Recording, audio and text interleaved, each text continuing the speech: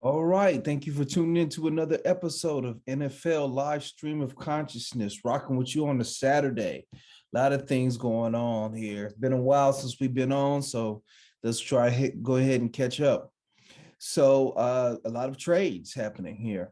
I believe it was Thursday. The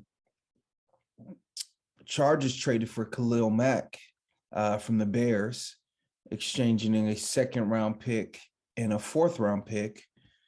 And then today, the Cowboys traded Amari Cooper to the Browns, exchanging, I believe it was just a fourth and a sixth. So let's talk about what happened today, and then we'll go back in time to the Mack trade. So the Cowboys thinking is, I heard so much about CeeDee Lamb breakout year. You know, Cowboys had a receiving core that was deep. When various receivers got hurt, the kid Wilson, he really shined. And I think the Cowboys thinking is, hey, if we have this deep receiving core, why are we allocating so many assets to Amari Cooper, especially when we think that CeeDee Lamb can be one of the guys in the league? You know, there was talk that he could be the best receiver in the league. Um, I know the Cowboys training camp and just the touches weren't there. There's been rumors that there was beef between Amari Cooper and Dak Prescott, that they got into a verbal altercation, had to be separated after the Niners came, and he called him the Black Kirk Cousins. Uh, that might have to do with it. I know that Jerry Jones was unhappy that he chose not to get vaccinated, not to bring up that uh, Pandora's box, but I think it's just been trending that there's been a general unhappiness with Amari Cooper in the locker room. And then you have a situation where he has this high cap number, and you have this player waiting in the wings that seems to be capable of being a number one receiver. You have Gallup, who is coming off an injury, but you had Wilson, who made plays last year as well. So I think that they were looking at it like, hey, let's just get the money off the books and allocate the resources other places. This is also what happens when you pay Dak Prescott, the number that they did, um, because in all honesty, I think he's played long enough now that we can truly look at it clear-eyed and say, hey, he's not the type of guy who's going to will us to the Super Bowl. He's going to be the type of guy, a Matthew Stafford type of guy, um, even Russell Wilson when they won it the first year, where we have to build a team around them that is so dominant that they can carry us to the finish line, but not that we're depending on them to drag us to the finish line. So if that is the case, it was my belief that Dallas had the best roster in the league last year.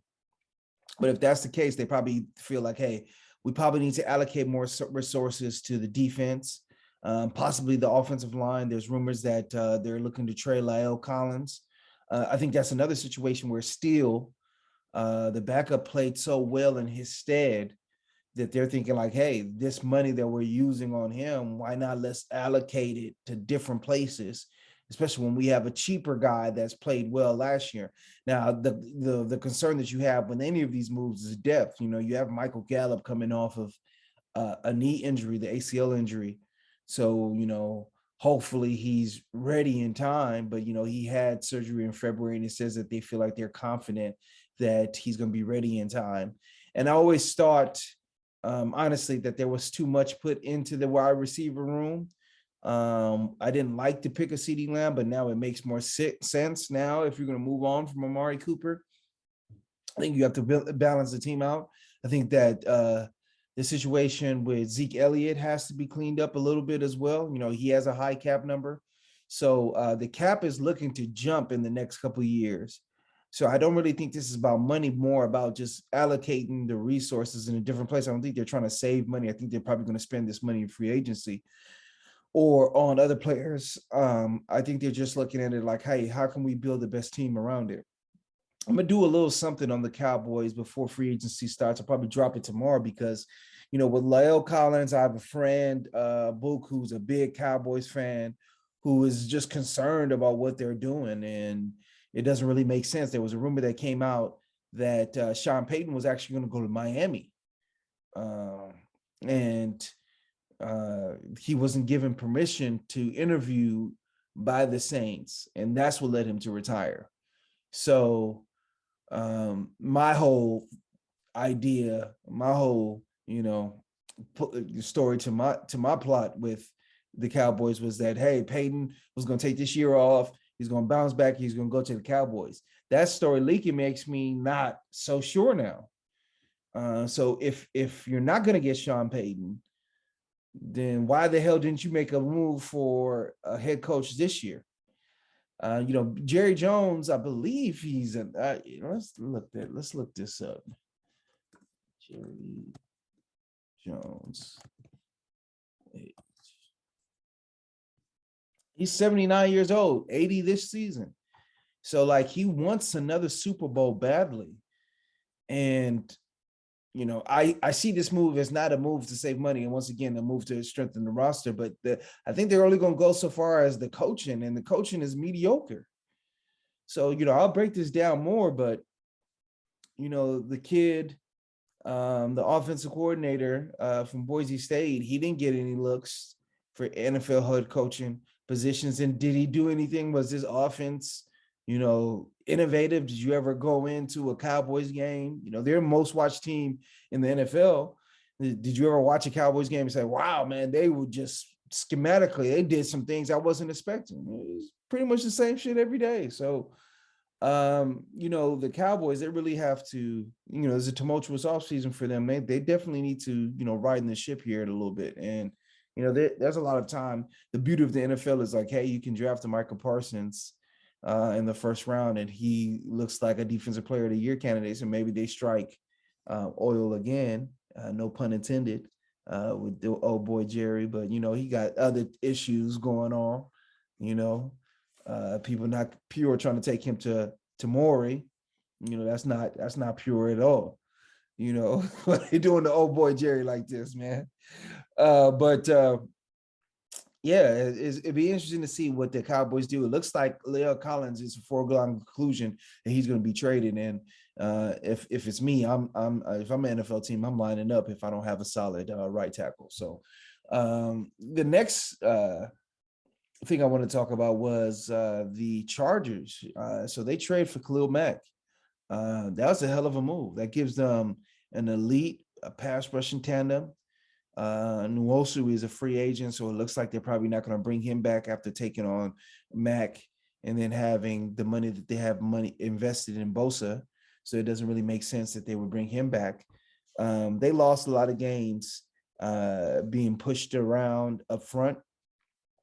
Khalil Mack is a great pass rusher, a great run defender as well.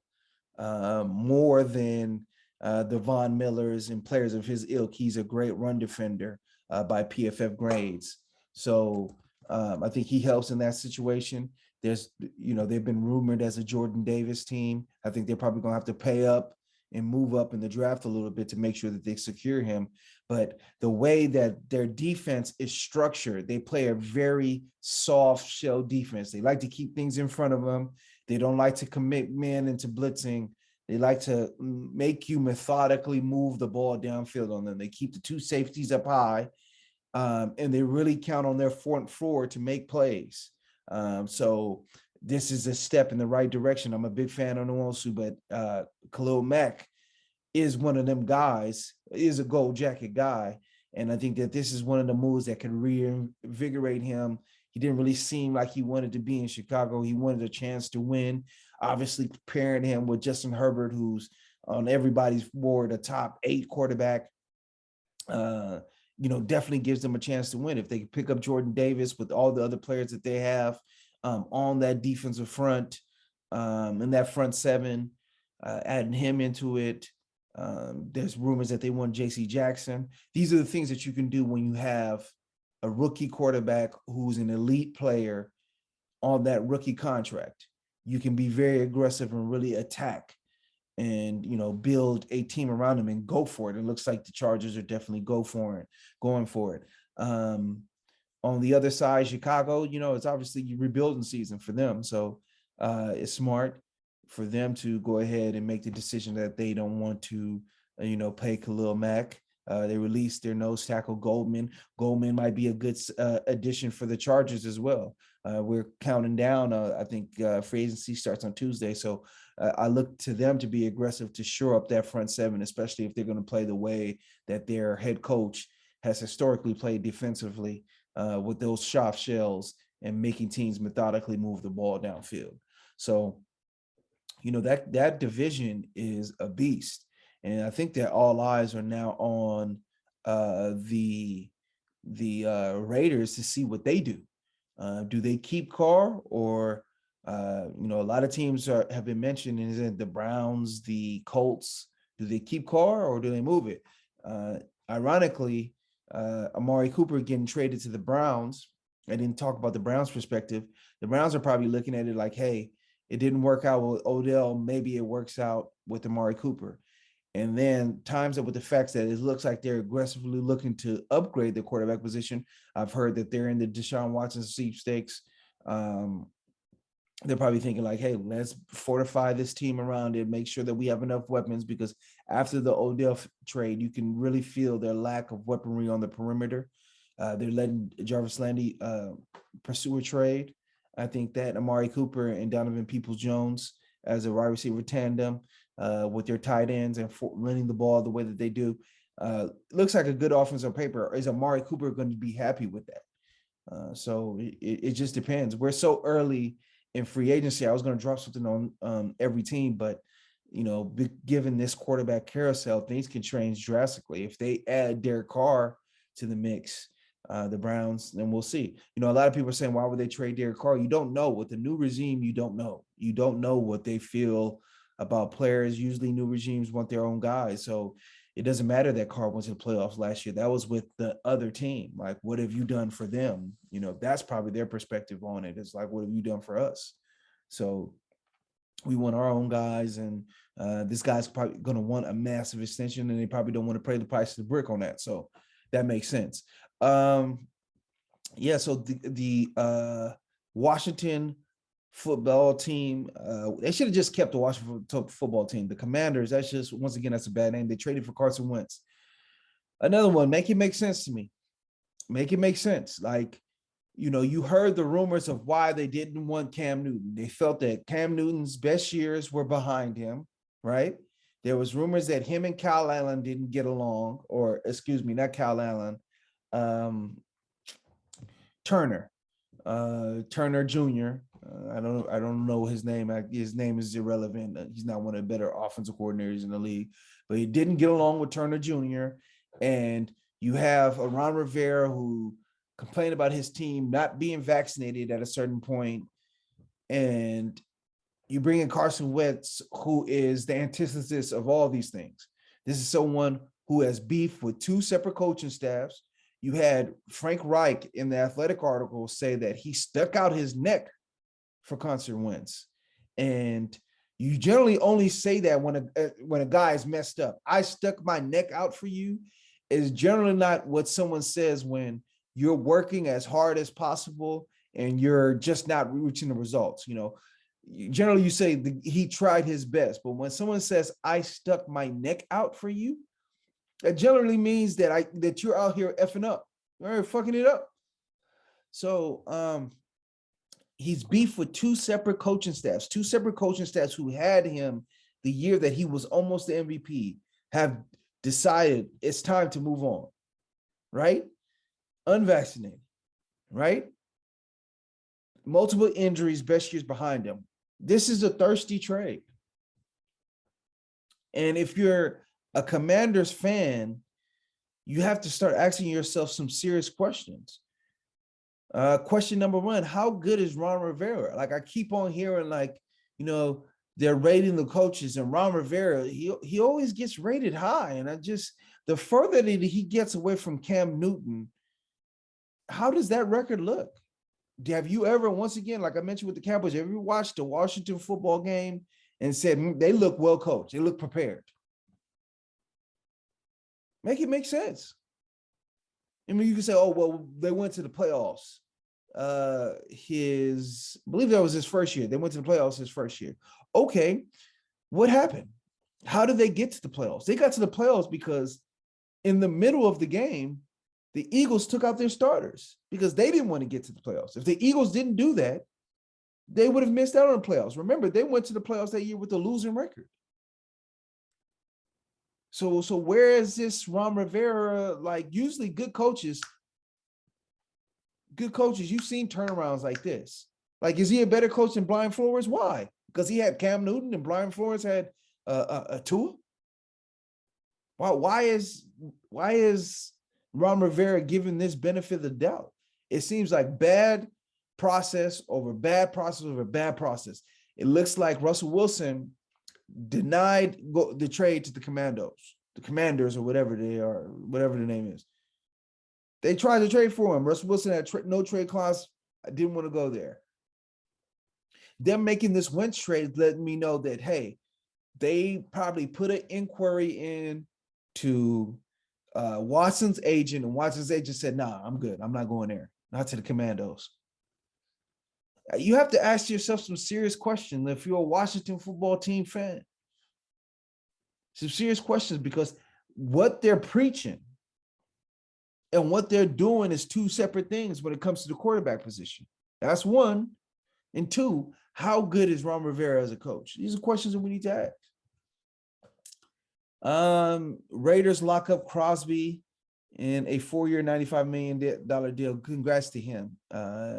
Yesterday was the anniversary of his 2 years anniversary of him being sober. And, it just, hopefully he's a beacon of hope to people who have addiction issues across the world, to see what you can become if you can, there is a better future for you if you can get things together. Last thing I'm gonna get on this: the Panthers are plan an aggressive offer for Deshaun Watson. Okay, so if you're Deshaun Watson, the rumors are that they want them to trade Brian Burns, 3-1s, and DJ Moore, or another starter. If you're Deshaun Watson and you're getting traded to the Panthers, who PFF said has the worst offensive line in football this year, they're trading 3 runs. They're trading for your contract. They're trading away the best pass rusher and arguably the best receiver. Why would you want to do that? Why would you waive your no trade clause for that scenario and that setup? You're going to be put in the same position you were in the Texans, getting hit all the time with, and no Nuke to throw the ball to, with a coaching staff who looks like they're just trying to keep their head above water. So I don't understand why this makes sense to them. And I think that this is why you don't let a lame duck coach and a lame duck GM come back, because they start making just decisions with keeping their jobs in the mind. And like, I know that they need a quarterback, but to even consider a trade like this, their beat writer, Sheena Quick, said, she said, let me pull it up what she said. She said something like, what they're asking for would debilitate the Panthers. So it's just, yeah, I can't find it. But yeah, that's what she said on Twitter. So it's just, I don't know. To me, it just seems thirsty. They're going to get somebody. To me, if I'm Deshaun Watson, I go to the Eagles. They have 3 first-round picks, a great offensive line.